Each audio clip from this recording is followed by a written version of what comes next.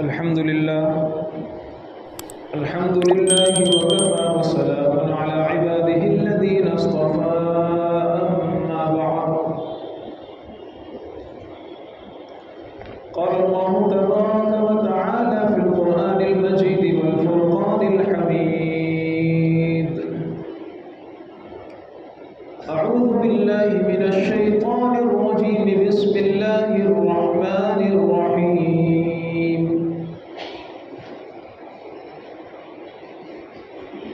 يوصيكم الله في أولادكم للذكر مثل حظ الأنثيين صدق الله العظيم. محترم بزرگوں اور دوستوں، اللہ تبارک و تعالی نے زندگی گزارنے کے لیے ہمیں ایک خوبصورت شریعت عطا فرمائی ہے، ایک پورا سسٹم اور پورا نظام دیا ہے.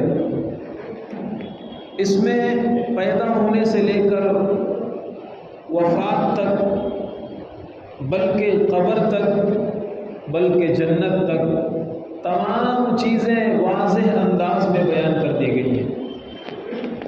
کوئی زندگی کا مسئلہ ایسا نہیں ہے جس کے بارے میں کوئی یہ کہہ سکے کہ اس سلسلے میں اسلام ہماری گائیڈنگ نہیں کرتا، اسلام ہماری رہبری نہیں کرتا، یا اس بارے میں اسلام خاموش ہے، یا اس بارے میں اسلام کے پاس کوئی چیز نہیں ہے. آج تک کوئی ایسی چیز پیدا نہیں ہوئی، نہ قیامت تک ہو سکے گی. اللہ کا قرآن کہتا ہے الیوم اکملت لکم دینکم واتممت علیکم نعمتی ورضیت لکم الاسلام دینا. دین کمپلیٹ ہو چکا ہے، دین مکمل ہو چکا ہے، اور دین اسلام کو اللہ تبارک و تعالی نے رہتی دنیا تک کے لیے چوائس کر لیا ہے، قبول کر لیا ہے، پسند کر لیا ہے. اب اسی کے مطابق اپنی زندگی گزارنا ہے. اور دین، میں نے کئی مرتبہ عرض کیا کہ صرف چند رکعتیں پڑھ لینے کا نام دین نہیں ہے. دین میں ایک بہت بڑا شعبہ ہے جسے معاملات کہا جاتا ہے، جسے حقوق العباد کہا جاتا ہے. بندوں کے حقوق اور انسانوں کے حقوق. اگر کسی آدمی نے اللہ کے کسی حق میں کوتاہی کی، جیسے نماز پڑھنا چاہیے ویسے نہیں پڑھا، جیسے روزہ رکھنا چاہیے ویسے نہیں رکھا، یا نماز ہی نہیں پڑھا کسی نے، اگر وہ اللہ سے توبہ کر لے، اللہ سے معافی مانگ لے، تو اس کا یہ گناہ معاف ہو جائے گا، اس کا یہ گناہ معاف ہو جائے گا. اس لیے کہ یہ ذنوب میں آتا ہے، گناہوں میں آتا ہے. لیکن اگر کسی شخص نے کسی کا 1 روپیہ دبا لیا ہے، 1 کروڑ نہیں، 1 روپیہ دبا لیا ہے، بغیر اس کی مرضی کے اس کا تھوڑا سا کوئی زمین کا ایک بالشت لے لیا ہے، بغیر اس کی مرضی کے کسی کا ذرا سا حق مار لیا ہے، تو یہ رات دن توبہ کرتا رہے، سجدے میں اپنا سر پٹکتا رہے، سجدے میں اس کی وفات ہو سکتی ہے، اس کا یہ حق نہیں معاف ہو سکتا. اس لیے کہ علماء نے لکھا ہے 2 چیزیں ہوتی ہیں، ایک ہوتے ہیں ذنوب اور ایک ہوتے ہیں حقوق. توبہ کرنے سے ذنوب معاف ہوتے ہیں، توبہ کرنے سے گناہ معاف ہوتے ہیں، توبہ کرنے سے حقوق نہیں معاف ہوتے. اگر کوئی بندہ کسی کا حق مار کر کعبۃ اللہ کا غلاف پکڑ کر بھی اگر دعا کرے گا، ٹھیک ہے، اللہ تبارک و تعالیٰ اسے کے گناہ تو معاف کر دے گا، لیکن اس کا حق نہیں معاف کرے گا جب تک یہ 1 روپے کی بھرپائی نہ کر لے، یا صاحب حق سے معافی نہ مانگ لے. جس کا دبایا تھا اس کو دے دے، یا اس سے معافی جب تک نہیں مانگ لیتا تب تک یہ سجدے میں سر پٹکتا رہے، اس کا کوئی قبول نہیں ہوگا اور اللہ اس کو معاف نہیں فرمائے گا. آج بڑی کوتاہی یہ ہے کہ ہم عبادات کے لائن کے کچھ کام کر لیتے ہیں اور الحمدللہ اپنے کو دیندار بھی سمجھتے ہیں. عبادات کر کے، چند پارے تلاوت کر کے، کچھ رکعتیں نوافل پڑھ کر کے ہم اپنے کو دیندار سمجھتے ہیں، لیکن ہمارا جو حقوق العباد کا شعبہ ہوتا ہے وہ بہت ہی زیادہ خراب ہے، بہت زیادہ خراب ہے. اور حقوق العباد کے تو بہت سارے شعبے ہیں، لیکن ان میں سے ایک حق ہے بہنوں کو میراث نہ دینا. اچھے اچھے دیندار کہے جانے والے لوگ، اچھے اچھے سماج میں دینی اعتبار سے وجاہت رکھنے والے لوگ، وہ بھی اپنی بہنوں کو میراث نہیں دیتے، وہ بھی اپنی بہنوں کو حق نہیں دیتے. اور شیطان عجیب و غریب تعویلیں سکھاتا ہے. ارے مفتی صاحب، ہم نے اپنے بہن کی شادی میں 10 لاکھ روپے خرچ کر دیے، اب کیا اسے میراث دیں؟ ہم نے اپنے بہن کے اوپر اتنا خرچ کر دیا ہے، اب کیا اسے میراث دیں؟ ہم نے اس کی شادی کرا دی، ہم نے اس کے بچوں کو اسکول میں ایڈمیشن دلا دیا، ہم نے اس کے لیے یہ کر دیا، ہمارے والد نے اس کو ایک گھر دے دیا تھا، اب اسے ہم کیا میراث دیں؟ یاد رکھیے، یہ زمانے جاہلیت کی پرمپرا ہے، یہ زمانے جاہلیت کا وہ رواج ہے جو آج مسلمانوں کے اندر آ گیا ہے. کفار قریش کہا کرتے تھے میراث اسے ملے گی جو اپنے قوت بازو سے میدان جنگ میں لڑے. عورتیں میدان جنگ میں نہیں شریک ہوتی ہیں، اس لیے انہیں میراث نہیں ملے گی. ایک خاتون آئی، ان کی 2 بچیاں تھیں، وہ بیوہ ہو چکی تھیں، میدان جنگ میں ان کے شوہر شہید ہو گئے تھے. جب ان کے شوہر شہید ہو گئے تو ان بچیوں کے چچا نے، یعنی بھائی کے بھائی نے، ان کی پراپرٹی کو دبا لیا اور یہ کہا کہ ہمارے بھائی کی میراث ہم لیں گے، اس لیے کہ میدان کارزار میں جنگ ہم لڑتے ہیں. ان بچیوں کو میراث میں سے کچھ نہیں ملے گا، تمہیں میراث میں سے کچھ نہیں ملے گا، تم گھر میں رہو، کھاؤ پیو، لیکن میراث کا جو حق ہے وہ تمہیں نہیں دیا جائے گا. وہ خاتون رسول اللہ صلی اللہ علیہ وسلم کی خدمت میں حاضر ہوتی ہیں. یا رسول اللہ، یہ بچیاں ہیں، ان کے والد آپ کے ساتھ میدان کارزار میں شہید ہو گئے ہیں، اب ان کے چچا یہ کہتے ہیں کہ ان بچیوں کا میراث میں کوئی حق نہیں ہے. اللہ کا قرآن نازل ہوتا ہے، اللہ تعالیٰ قرآن کی آیت اتار دیتے ہیں اور قرآن میں یہ ارشاد ہوتا ہے جس طرح بیٹا میراث کا حقدار ہوتا ہے، عورت اور بچی بھی میراث کی حقدار ہوتی ہے. جس طرح بھائی میراث کا حقدار ہوتا ہے، اسی طرح بہن بھی میراث کی حقدار ہوتی ہے. ٹھیک ہے، تھوڑا سا فرق ہے، بھائی کو ڈبل ملتا ہے، بہن کو سنگل ملتا ہے، وہ اس کی الگ مسئلہ ہے، لیکن بہنوں کو بالکل میراث نہ دینا، ان کو وراثت سے محروم کر دینا، یہ بہت بڑا گناہ کبیرہ ہے. ابھی میں آگے کچھ چیزیں مزید عرض کروں گا، لیکن بزرگوں اور دوستوں، یہ ایسا گناہ ہے جو گھر گھر پھیل چکا ہے. اور یاد رکھیے، بھائی ذمہ دار ہے، وہ بھائی گنہگار ہیں.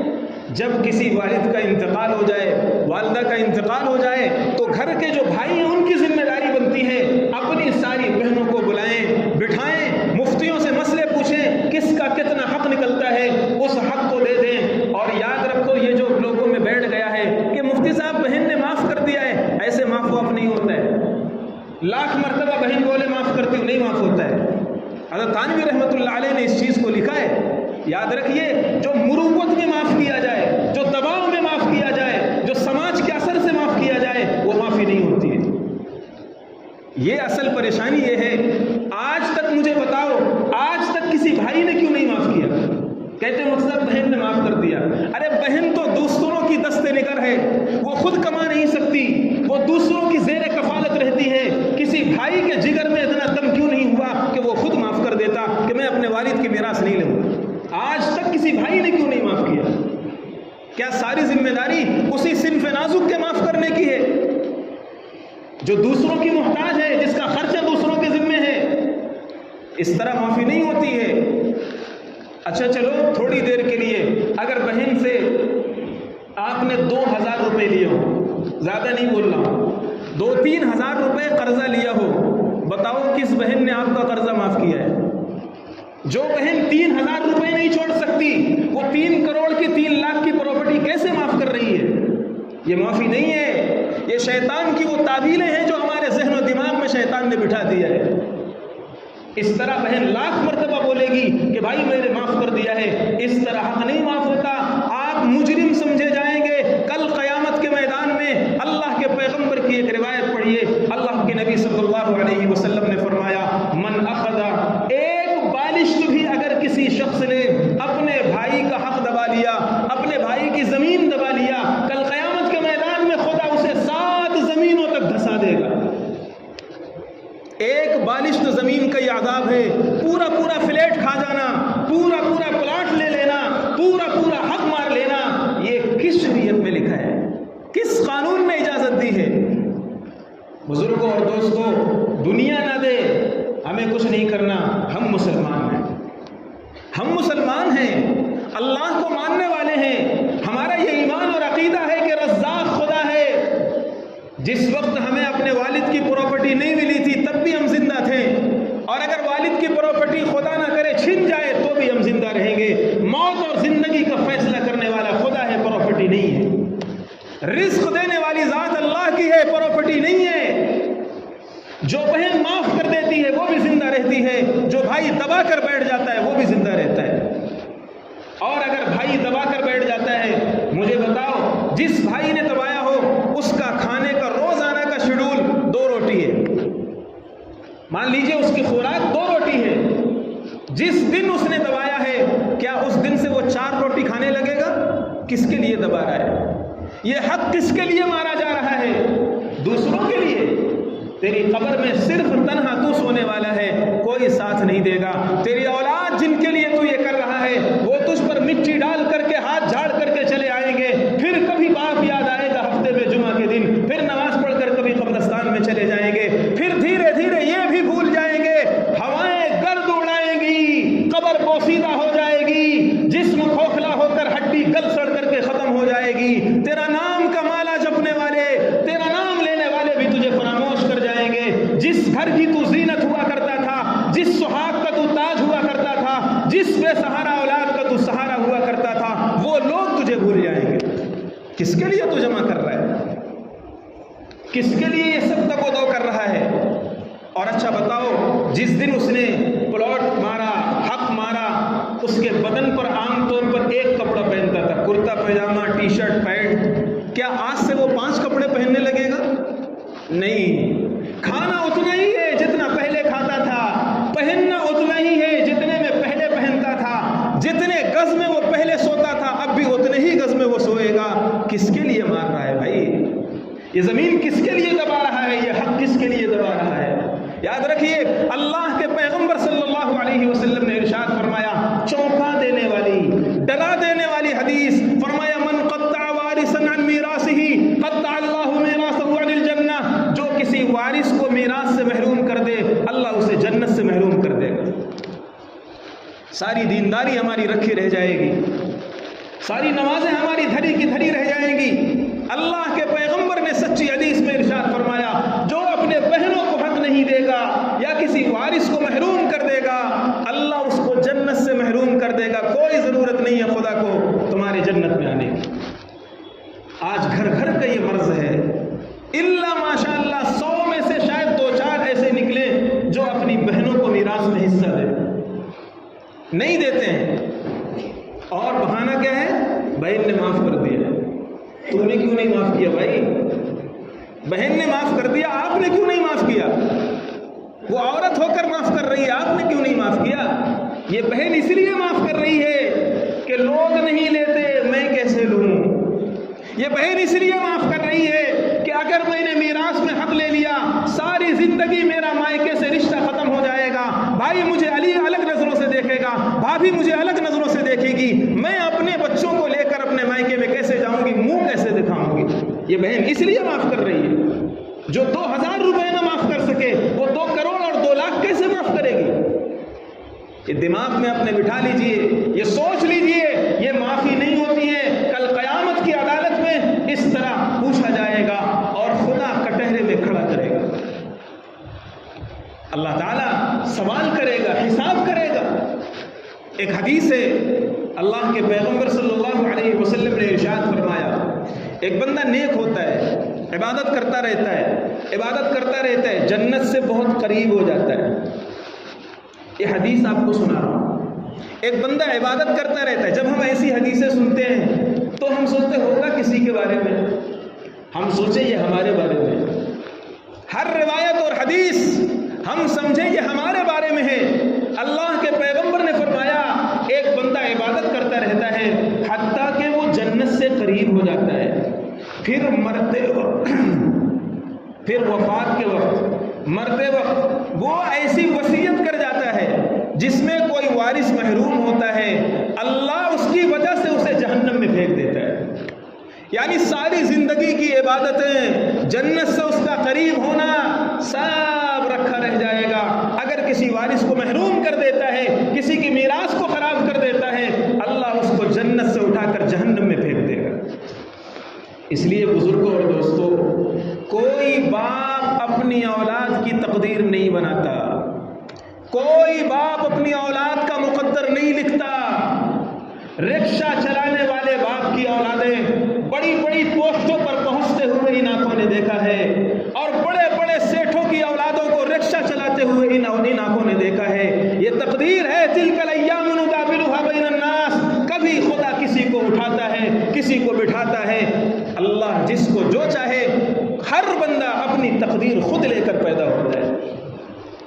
ڈاکٹر کوشش کرتا ہے میرا بیٹا ڈاکٹر بن جائے، اللہ کو منظور نہیں ہے، نہیں بنتا۔ یہ تقدیر ہے، یہ نظام ہے خدا کا۔ ہم یہ کیوں سمجھ رہے ہیں کہ اگر ہم نے میراث دے دیا بہنوں کو تو بیٹوں کا حصہ تھوڑا سے کم ہو جائے گا، بیٹوں کا حصہ کم ہو جائے گا، میرا بیٹا مفتی صاحب سوئے گا کہاں، رہے گا کہاں، کھائے گا کہاں؟ یہ سب وہ خیالات ہیں جو شیطان ہمارے دل و دماغ میں پیدا کر رہا ہے۔ اس لیے اللہ کا قرآن کہتا ہے، میں نے خطبے میں آیت پڑھی، اللہ تمہیں تاکیدی حکم دیتا ہے، تاکیدی طور پر بتلاتا ہے، حکم دیتا ہے کہ تم اپنے اولاد کے درمیان میراث جاری کرو۔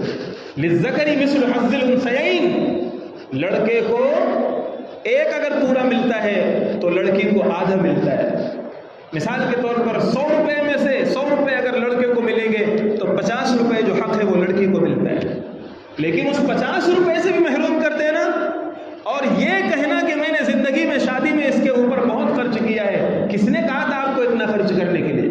کیا اللہ کا قرآن کہتا ہے یہ ڈیکوریشن کرنے کے لیے، یہ شادیوں میں اسراف کرنے کے لیے، یہ اتنے قسم کی ڈشز بنانے کے لیے کس نے کہا تھا آپ سے؟ ایک تو غلطی یہ ہے کہ ہم شادیوں میں اسراف کریں، اور دوسری غلطی یہ ہے کہ اس اسراف کی بیس پر میراث سے محروم کر دیں۔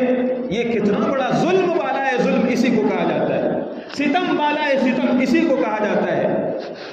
ایک تو ہم شادیوں میں فضول خرچی کریں، اسراف کریں، اور اس بیس پر ہم اللہ کا ایک حکم توڑ دیں، اللہ کے ایک حکم کو خلاف کر دیں، یہ اللہ کو منظور نہیں ہوتا۔ اور ایک مسئلہ آپ سن لیجئے، زندگی میں اگر کوئی باپ اپنی کسی اولاد کو، چاہے وہ لڑکا ہو یا لڑکی ہو، جو بھی دیتا ہے وہ گفٹ مانا جاتا ہے، میراث نہیں مانا جاتا۔ چاہے وہ میراث کہہ کر دے، مثال کے طور پر ایک والد نے اپنی بیٹی کو بلایا، بیٹی میں تجھے یہ فلیٹ دے رہا ہوں، اب تیرا میراث سے حق ختم ہو جائے گا۔ وہ ایکسپٹ بھی کر لے، بیٹی مان بھی جائے، تو بھی اللہ کا قانون یہ کہتا ہے نہیں، میراث سے اس کا حق ختم نہیں ہوگا۔ باپ کے مرنے کے بعد بیٹی کو پھر حق رہے گا، اپنا وہ ڈیمانڈ کر سکتی ہے اور اپنا حق لے سکتی ہے۔ زندگی میں جو بھی آپ خرچ کرو وہ میراث نہیں بنتا، میراث مرنے کے بعد شروع ہوتی ہے، میراث وفات کے بعد شروع ہوتی ہے۔ لیکن ہوتا یہ ہے کہ ہم اس سلسلے میں نہ مسئلہ جانتے ہیں اور نہ پوچھنا چاہتے ہیں، نہ اللہ کے اس قانون پر عمل کرنا چاہتے ہیں، اور ہم غفلت کی زندگی جی رہے ہیں، غفلت کی زندگی جی رہے ہیں۔ ہمارے اکابرین کا اور ہمارے بزرگوں کا کیا معمول تھا، میں نے شاید پہلے بھی آپ حضرات کو سنایا۔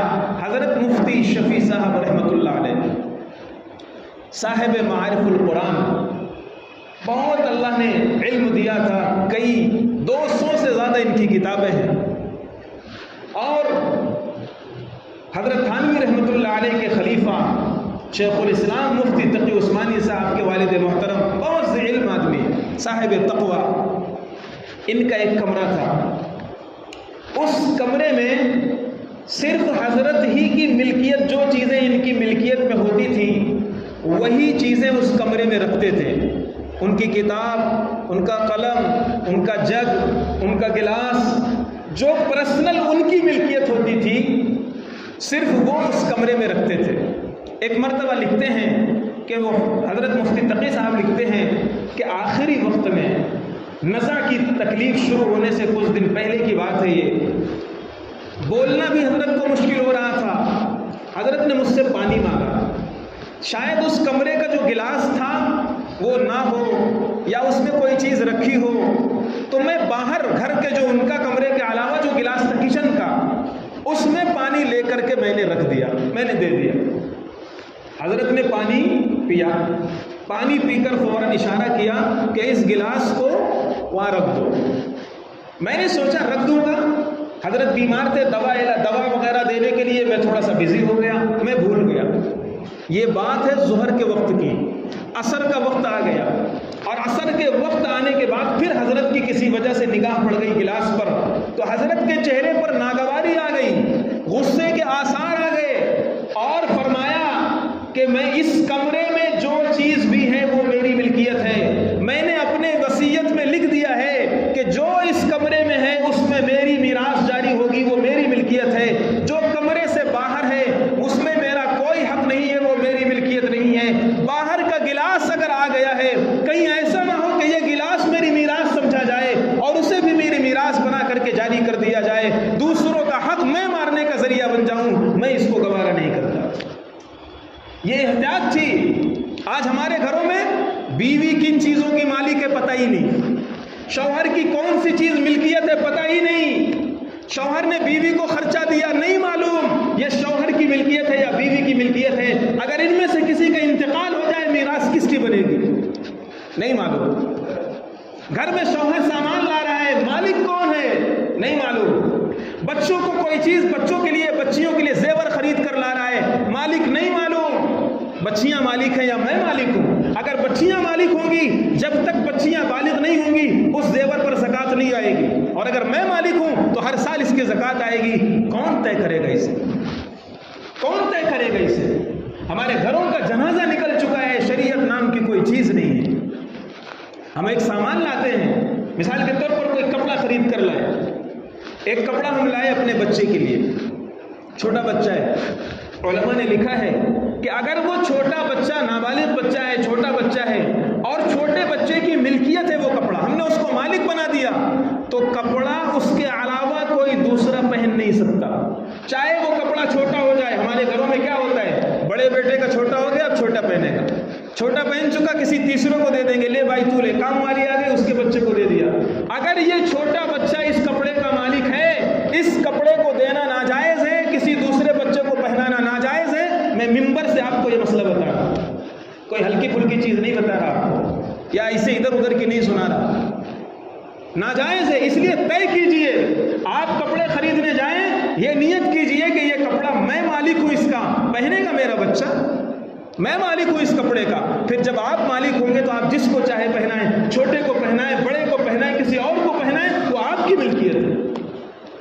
لیکن ہم نہ پوچھتے ہیں، ارے مفتی صاحب سب چلتا ہے آج کل، اتنا ڈیپلی کون جائے گا؟ کل خدا ڈیپلی امتحان لے گا، ایک چھوٹی سی چھوٹی چیز کے بارے میں پوچھے گا۔ حتیٰ کہ علماء نے لکھا ہے اگر تمہیں کسی کا کپڑا پسند آ گیا اور تم نے اس کے کپڑے کو ایسا چھو لیا، کل خدا پوچھے گا نیت کیا تھی، کیوں چھوا تھا تم نے وہ کپڑا، کس نیت سے تم نے یہ کپڑے پہ ہاتھ لگایا تھا، مقصد کیا تھا تمہارا۔ خدا جب ڈیپلی امتحان لے گا تب ہمیں پتہ چلے گا کہ نہیں ڈیپلی جانا چاہیے۔ آج ہمیں سب یہ سمجھ میں آ رہا ہے سب چلتا ہے، ایسا نہیں ہے بزرگوں اور دوستوں، ہمیں اپنے گھروں میں دین لانا پڑے گا، ہمیں اپنے گھروں میں خدا کا قانون لانا پڑے گا، ہمیں اپنے گھروں میں شریعت لانی پڑے گی۔ اور ایسا نہیں ہے کہ اس دنیا میں بہنوں کو میراث دینے والے ختم ہو گئے۔ ہمارے ایک دوست ہیں باندرا کے، وہ پالن پور کے علاقے کے ہیں، گجرات، انہوں نے ایک مرتبہ مجھے سنایا، بات یہی چل رہی تھی ایسے مجلس میں، انہوں نے مجھے بتایا کہ مفتی صاحب ہمارے پورے گاؤں کا یہ ماحول ہے، پورے گاؤں کا ماحول یہ ہے کہ جب کسی کا انتقال ہوگا، مثال کے طور پر والد کا، تدفین ہو جائے گی، اس کے 3 دن کے بعد، وہ امیر ہو غریب ہو کوئی بھی ہو، 3 دن کے بعد سارے گھر کے لوگ بیٹھ جائیں گے، بہنیں بھی آ جائیں گی، بھائی بھی آ جائیں گے، اور والد کی جو بھی چیز ہوگی وہ سب میراث کے طور پر تقسیم ہو جائے گی، بھائیوں کو بھی دیا جائے گا، بہنوں کو بھی دیا جائے گا۔ وہ بھی زندہ ہیں، وہ بھی خوش ہیں، ایسا نہیں ہے کہ وہ بھائی ایک دم خلاش ہو گئے یا ان کی حالت خراب ہو گئی بہنوں کو میراث دینے سے۔ یہ کیسا کانسیپٹ ہمارے ذہن میں بیٹھ گیا، یہ کیسی چیز ہمارے ذہن میں آ گئی۔ اللہ کے حکم پر کوئی عمل کرے اور وہ خلاش ہو جائے، یہ نہیں ہو سکتا۔ اس لیے طے کیجئے کہ ہمارے، اور ایک بات اور عرض کرتا ہوں، وہ یہ ہے کہ اگر مثال کے طور پر ہم نے بہنوں کو حق نہیں دیا، उस खेत में या उस दुकान में या उस घर में बहनों का हिस्सा है। उलमा ने लिखा है ये ऐसा है जैसा कि कोई गसब कर लिया, किसी का माल छीन लिया, और जैसे उस माल से फायदा उठाना हराम है, छीने हुए माल से, ऐसे उस घर से, उस प्लाट से, उस फ्लैट से, उस खेत से फायदा उठाना हराम है जिसमें मीरास नहीं दी गई। अब आप बताइए हमारी दीनदारी कहाँ तक पहुंची है? ये गसब है, गसब। जैसे हम किसी अजनबी का माल छीन लें, हराम है, उससे फायदा उठाना हराम, उसका प्रॉफिट हराम। ऐसे अगर हम मीरास में हक नहीं दे रहे हैं तो जितना हिस्सा, जितना परसेंट उनके हिस्से का बनेगा वो भी हमारे लिए नाजायज है, वो भी हमारे लिए नाजायज है। इसलिए बुजुर्गों और दोस्तों, वो कल क़यामत में तो एक लुक़मे का हिसाब होगा। यहाँ तो सालों साल। एक बहुत बड़ी गलती बताऊं जो दीनदार हजरात हैं, जो मीरास भी तकसीम करते हैं, चलो जो मीरास भी तकसीम करते हैं, बहनों को भी देते हैं, लेकिन उनकी एक बहुत बड़ी गलती यह है कि वो जल्दी मीरास तकसीम नहीं करते। अभी इंतकाल हुआ, 2-4 साल मामला ऐसे ही चला जाएगा, कोई तय नहीं हुआ, कोई चीज़ तय नहीं हुई, कोई हिस्सा नहीं बटा, कोई चीज़ नहीं हुई। अब वो उसी दुकान से सारे लोग फ़ायदा उठा रहे हैं, कोई अपना खर्चा निकाल रहा है, कोई अपना खर्चा निकाल रहा है, बहनों को हिस्सा नहीं दिया जा रहा, बहनों को या दिया भी जा रहा है तो हिसाब नहीं है, बराए नाम कुछ पकड़ा दिया गया, कुछ दे दिया गया। ये सब गलत तरीका है, ये सब गलत है। इसलिए कि जब तक हम उनकी मिल्कियत को वाज़े नहीं करेंगे, उनका हिस्सा नहीं बांटेंगे, उनका हिस्सा उस पर शामिल रहेगा, और उसमें जो भी प्रॉफिट आएगा, जो भी नफ़ा आएगा, उस नफ़े में भी उनका हिस्सा रहेगा। इसलिए इसको तय कीजिए, अपने घरों की सूरत हाल मुफ्तियों से पूछिए, बैठकर उनसे वक्त ले करके सारी सूरत हाल बताइए। हमारे वालिद इस तरह थे। कभी कभी ऐसा होता है, एक मसला और जिक्र कर देता हूँ जो बहुत लोग पूछते हैं, कभी ऐसा होता है कि ज़िंदगी में वालिद ने अपने किसी बेटे को कोई चीज़ गिफ्ट कर दी। मसलन ये कहा कि ये प्लॉट जो है मेरा बड़ा लड़का बहुत मेरा साथ दिया, हाथ बटाया, अपने बड़े लड़के को मैं ये गिफ्ट कर देता हूँ, बस ज़बानी दिया। और कभी कभी रजिस्ट्री भी करा देते हैं, कागज़ में लिखवा भी दिया, नाम भी करवा दिया, लेकिन कब्ज़ा, होल्ड, इख्तियारात नहीं देते। चाबी उसके हाथ में नहीं देते, चाबी वालिद के हाथ में रहेगी, कब्ज़ा वालिद के हाथ में रहेगा। हाँ, मेरे मरने के बाद तुम ले लेना। शरीयत में इस गिफ्ट की कोई वैल्यू नहीं। कानून बेटे को मालिक मानेगा, कानून कागज देखता है, कागज पर बेटे का नाम है, कानून बेटे को मालिक मानेगा। अल्लाह का कुरान और अल्लाह की शरीयत बेटे को मालिक नहीं बनाएगी। वो गिफ्ट शरीयत में मोतबर होता है जिसके बाद होल्ड इख्तियारात उसके कब्जे में दे दिए जाएं। वो घर उसके कब्जे में अगर दे दिया जाता वो मालिक हो जाता, कब्जे में नहीं दिया गया वो मालिक नहीं हुआ, और अब ये मीरास बनेगा जिसमें सबका हिस्सा है, लेकिन बड़ा भाई उसको लेकर बैठ जाता है, वो भाई उसको लेकर बैठ जाता है और जिंदगी भर ये हराम खाता रहता है, उसे पता भी नहीं चलता। कहाँ हम जी रहे हैं, किस दीन को हम दीन समझ रहे हैं। इसलिए बुजुर्गों, दोस्तों, इबादत तो हम थोड़ी मोड़ी कर लेते हैं, नमाज पढ़ लेते हैं, कुरान पढ़ लेते हैं, मामलात का दीन उलमा से पूछिए, मामलात का दीन उलमा से सीखिए, मुफ्तियों से पूछिए।